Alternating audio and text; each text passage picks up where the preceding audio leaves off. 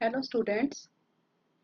अब तक हमें समझ में आ गया है कि एक वैलिड कॉन्ट्रैक्ट के कुछ एसेंशियल्स होते हैं या उसके आवश्यक तत्व होते हैं, और उसमें से एक महत्वपूर्ण लक्षण, एक महत्वपूर्ण तत्व यह भी है कि पक्षकारों में अनुबंध करने की क्षमता होनी चाहिए, जिसे हम कहते हैं contractual capacity of the parties और कॉम्पिटेंसी ऑफ द पार्टीज।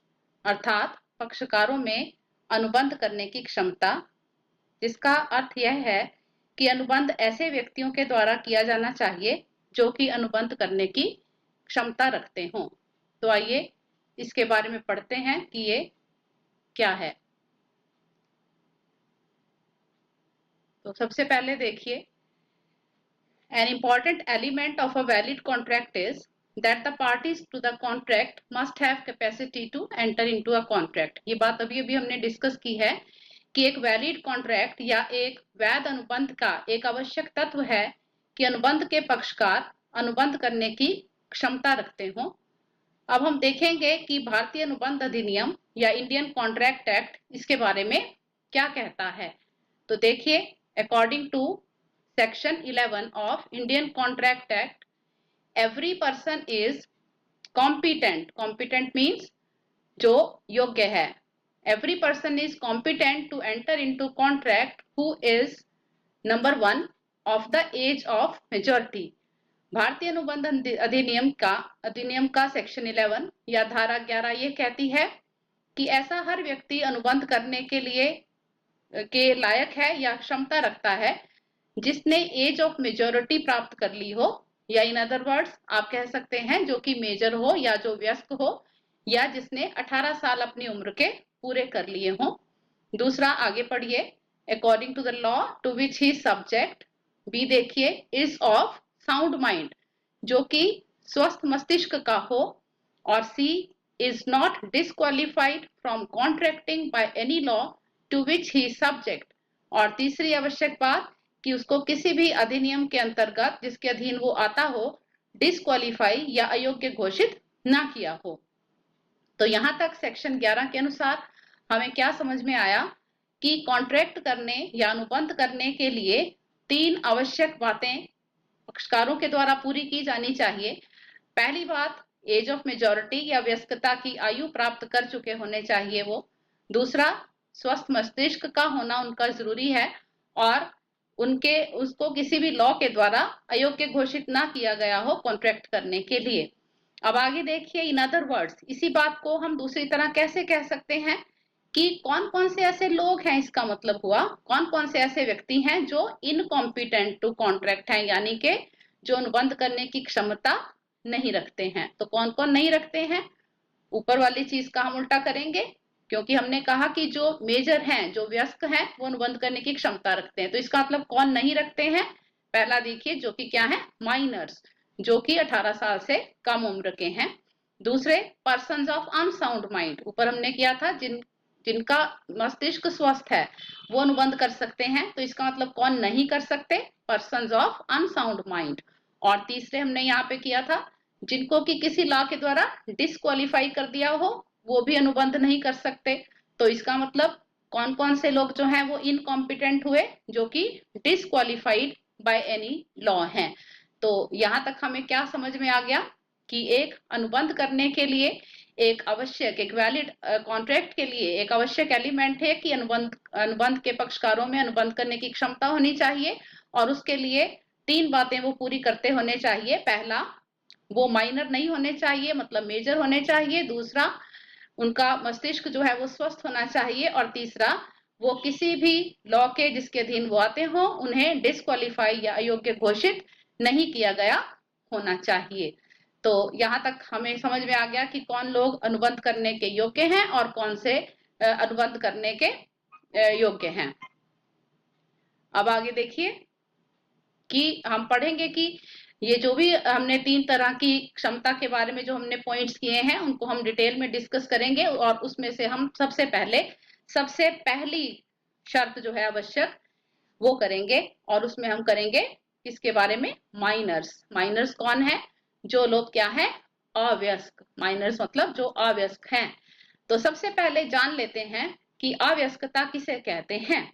अब यहाँ देखिए सेक्शन 3 इसका इंडियन मेजोरिटी एक्ट 1875 की धारा 3 कहती है minor is a person who has not completed 18 years of age. ये हम सबको पहले ही मालूम है, हम में से ज्यादातर लोगों को ये बात पता है कि मेजोरिटी की एज जो होती है वो 18 साल से, जैसे ही कोई व्यक्ति 18 साल का होता है तो वो वयस्क हो जाता है। तो ये बात कौन कहता है, मेजोरिटी एक्ट 1875 का सेक्शन 3 बोलता है। अब ये साधारण परिस्थितियों में है ये बात कि 18 साल का व्यक्ति जैसे होता है वो वयस्क माना जाता है या वो माइनर नहीं रहता। लेकिन कुछ स्पेशल सिचुएशंस या कुछ स्पेशल सर्कमस्टांसेस भी होते हैं जहां पर कि एक व्यक्ति जो है वो मेजोरिटी या वयस्कता की आयु कब प्राप्त करता है, जब वो 21 साल का या 21 इयर्स की एज अटेन कर लेता है। और ऐसा कौन सी परिस्थितियों में होता है ये देख लेते हैं, जहां पर कि ये देखिए where the guardian of minor person और property has been appointed under guardians and ward act 1890। जहां पर कि किसी माइनर पर्सन का गार्जियन या उसकी प्रॉपर्टी का गार्जियन किसके द्वारा अपॉइंट किया हो। भारत में एक एक्ट है जिसका नाम है गार्जियंस एंड वार्ड्स एक्ट। अगर उसके अधीन एक गार्जियन की नियुक्ति की गई है तो ऐसा व्यक्ति कब मेजर माना जाएगा, जब वो 21 साल का हो जाएगा।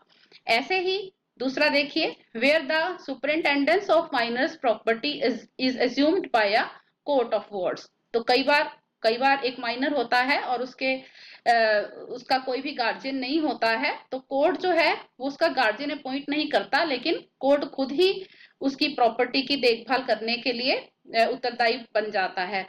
तो इस स्थिति में भी वयस्कता की आयु कितनी मानी जाएगी, 21 इयर्स। तो दो तरह की बातें हमें समझ में आ गई कि as far as the age of majority is concerned, it is of two types. One is 18 years of age and one is 21 years of age.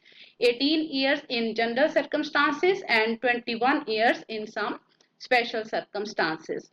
तो ये हमारा पहली जो एक पक्षकारों में अनुबंध करने की क्षमता का जो सबसे पहला पार्ट है कि माइनर और मेजर होना आयु के बारे में, ये हमने वो किया कि माइनर कौन है और मेजर कौन है। आइए देखते हैं आगे।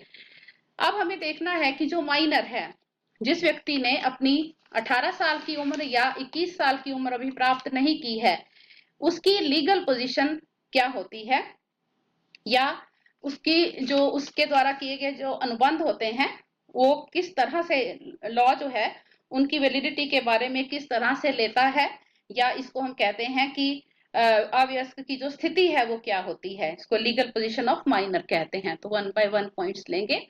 तो ये यहाँ पे देखिए हम क्या करने जा रहे हैं, लीगल पोजीशन ऑफ माइनर। और लीगल पोजीशन का मतलब है कि position of minor as regards his agreements. और सबसे पहला पॉइंट देखिए, एन एग्रीमेंट विद और बाय, एक माइनर के द्वारा या उसके साथ कोई भी अगर अनुबंध किया जाता है तो वो क्या होता है, void ab initio। और आगे क्या लिखा है, can never be ratified on attaining majority। तो क्या मतलब है इसका कि अगर एक माइनर के साथ या उसके द्वारा कोई भी अनुबंध किया जाता है तो वो void होता है। void ab initio, इनिशियो का मतलब क्या है, इनिशियल मतलब शुरू से ही, आरंभ से ही। तो वो आरंभ से ही बिल्कुल क्या होता है, व्यर्थ होता है, void होता है। और कैन नेवर बी रेटिफाइड, और उसका पुष्टिकरण उसके मेजर होने के बाद भी या 18 साल का होने के बाद भी नहीं किया जा सकता है। और इस संबंध में हम एक बहुत महत्वपूर्ण केस जो इस सारे के जो माइनर की हम स्थिति कर रहे हैं उसमें एक बहुत इंपॉर्टेंट जो है जगह रखता है और बहुत ही फेमस और बहुत ही इंपॉर्टेंट केस है, वो है मोहरी बीबी वर्सेस धर्मदास घोष। तो इस केस में धर्मदास जो व्यक्ति का नाम है वो एक माइनर था और उसके पास कुछ प्रॉपर्टी थी। उसने क्या किया कि 20,000 का मॉर्टगेज लिखकर उसने एक व्यक्ति ब्रह्मदत्त के पास मतलब अपनी संपत्ति जो थी उसको मॉर्टगेज कर दिया और उसके बदले में उससे 20,000 रुपए में उसने उसको मॉर्टगेज किया और 8,000 रुपए उससे उधार ले लिए। तो ब्रह्मदत्त ने क्या किया कि जो माइनर धर्मदास था उससे ये घोषणा करवा दी कि मैं तो व्यस्क हो चुका हूँ।